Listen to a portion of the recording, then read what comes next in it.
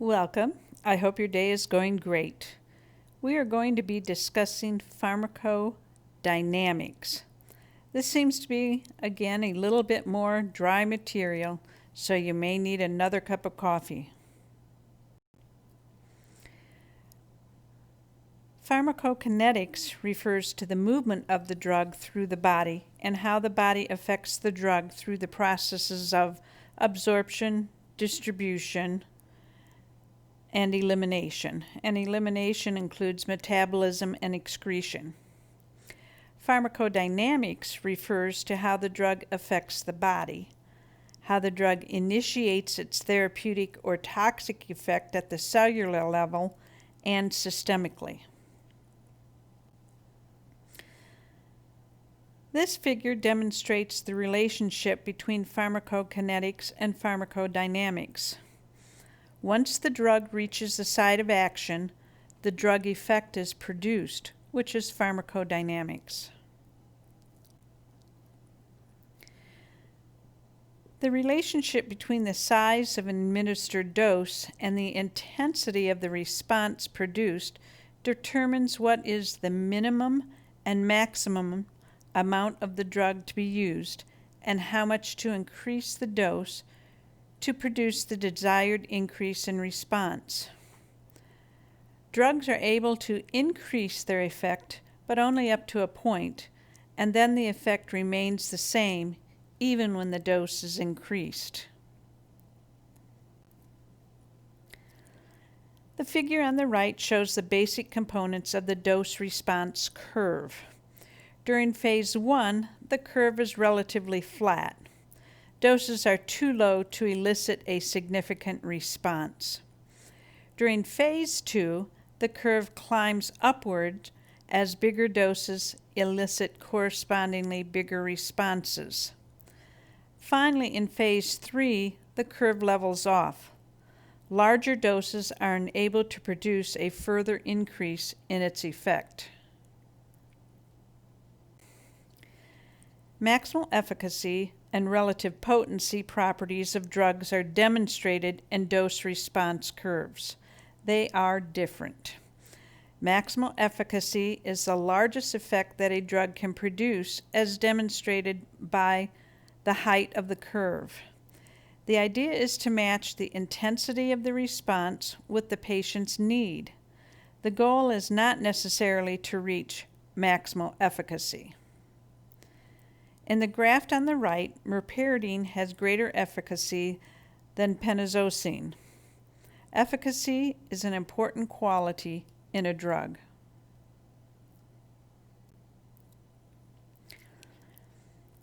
Potency of a drug refers to the amount that must be given to cause an effect. It really doesn't mean much when comparing drugs. For instance, the picture on the right shows that 10 milligrams of morphine equals 100 milligrams of merperidine. In this example, achieving pain relief with merperidine requires higher doses than with morphine. We would say that morphine is more potent than merperidine. Note that if administered in sufficiently high doses, merperidine can produce just as much pain relief as morphine. Potency is not related to efficacy. Drugs often work by binding to a receptor. A receptor is any functional macromolecule in a cell to which a drug binds to produce its effects, generally proteins. Technically, receptors can include enzymes, ribosomes, and tubulin. Receptors are found in the cell membrane, in the cytoplasm, and in the nucleus. Anything that binds to a receptor is called a ligand. Once a ligand binds to a receptor, stuff happens.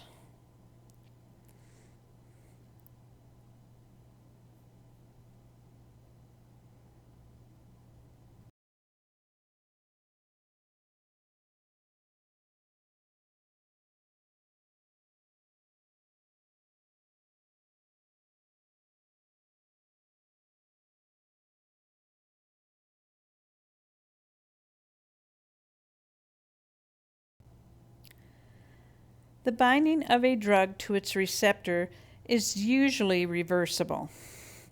Receptor activity is regulated by endogenous compounds such as norepinephrine in this diagram.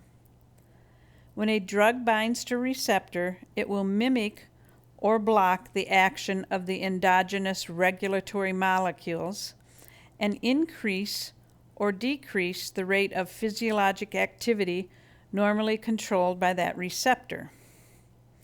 For this example, under physiologic conditions, cardiac output can be increased by the binding of norepinephrine to the receptors on the heart.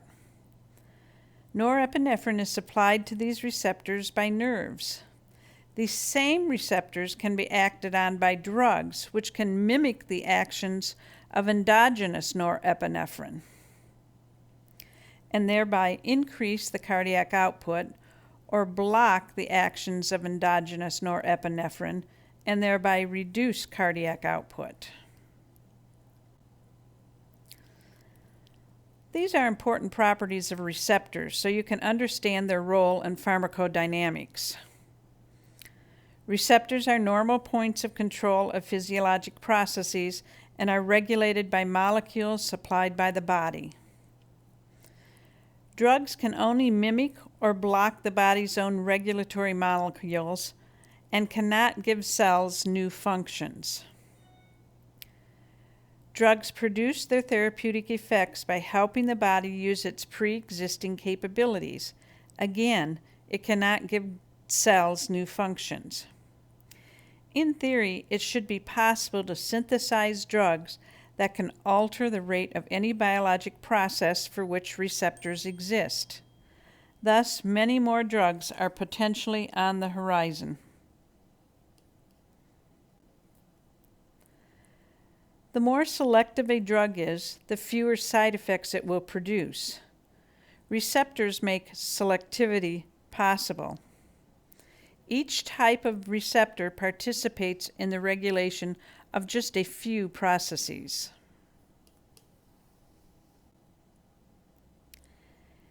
Agonists are molecules that activate receptors. Because neurotransmitters, hormones, and other endogenous regulators activate the receptors to which they bind, all of these compounds are considered agonists. When drugs act as agonists, they simply bind to receptors and mimic the actions of the body's own regulatory molecules. Another example, in addition to dobutamine, is albuterol, that when inhaled dilates the bronchi and is an agonist.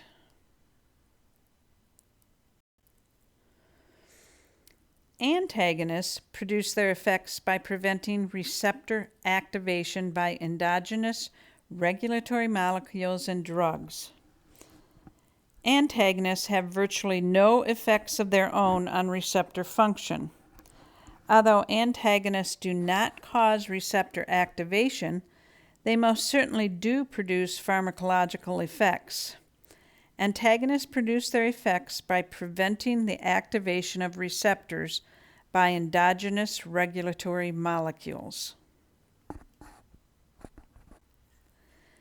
Non-competitive antagonists bind irreversibly to receptors.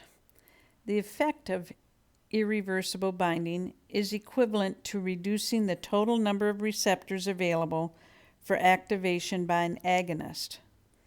The result isn't permanent, as cells delete and create new receptors all of the time, depending on the needs of the cell. The figure on the right demonstrates the binding of phenoxybenzamine, which is used to treat a pheochromocytoma, which is a tumor of the adrenal gland, blocking norepinephrine. The norepinephrine does not have as great of an effect due to the decrease in the number of available receptors. Likewise, omeprazole irreversibly blocks the hydrogen-potassium ATPase enzyme at the receptor in the final stages of acid production.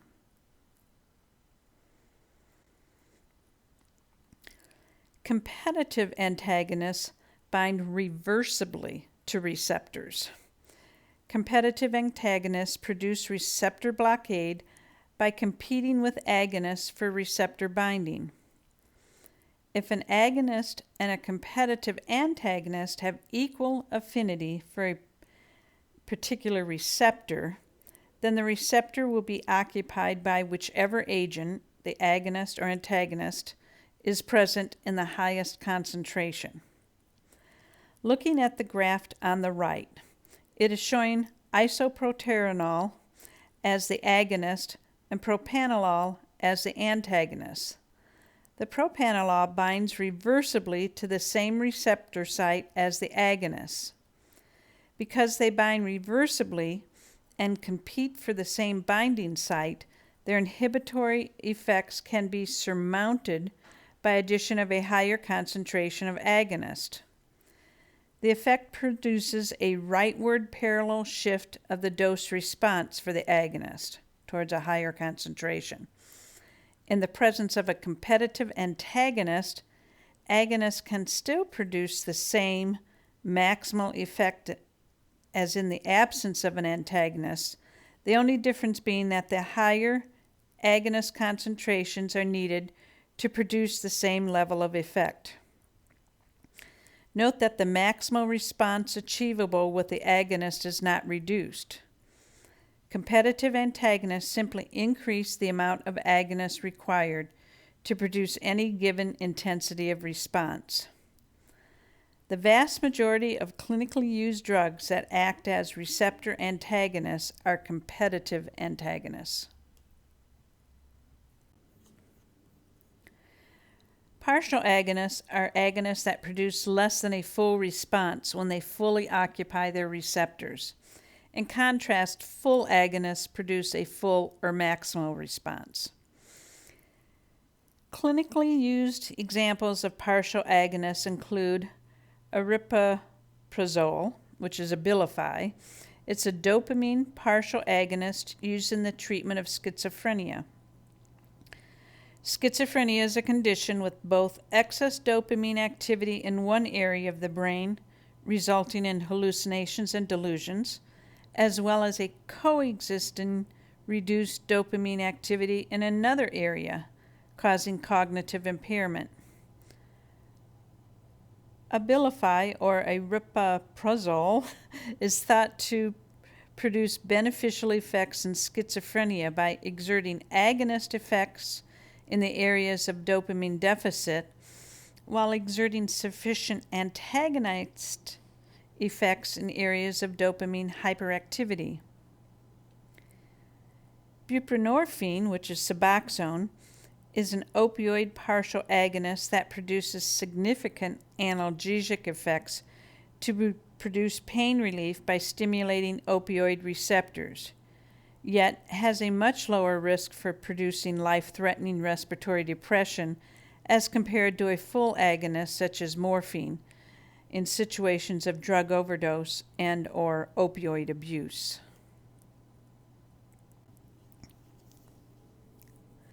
As stated previously, receptors are dynamic cell components.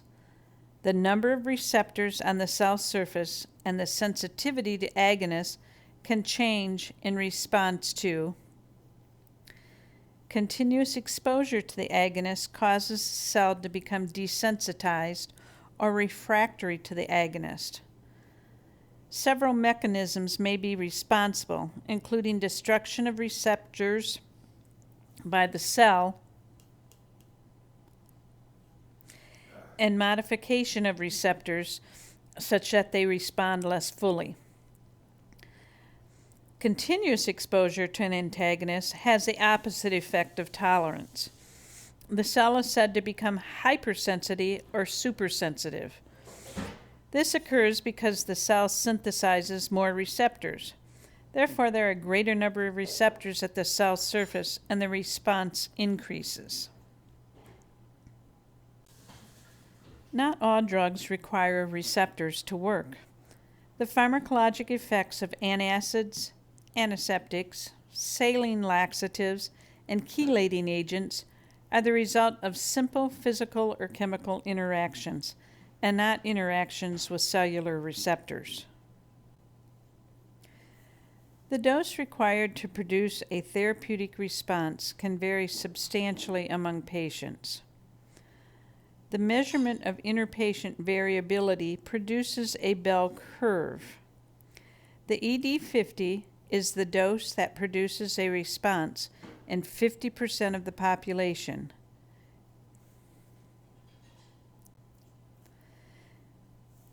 The initial dose of a drug is necessarily an approximation. Subsequent doses must be fine-tuned based on the patient's response. The ED50 in a patient may need to be increased or decreased after the patient response is evaluated. If you think of the bell curve, these clinical implications only make sense. Underpinning the treatment process is the intricate relationship between the body and the medications. Practitioners must be aware of the effect of pharmacokinetics and pharmacodynamics when prescribing drug therapy for patients. We will be talking about drug-drug interactions more specifically in the cytochrome P450 lecture.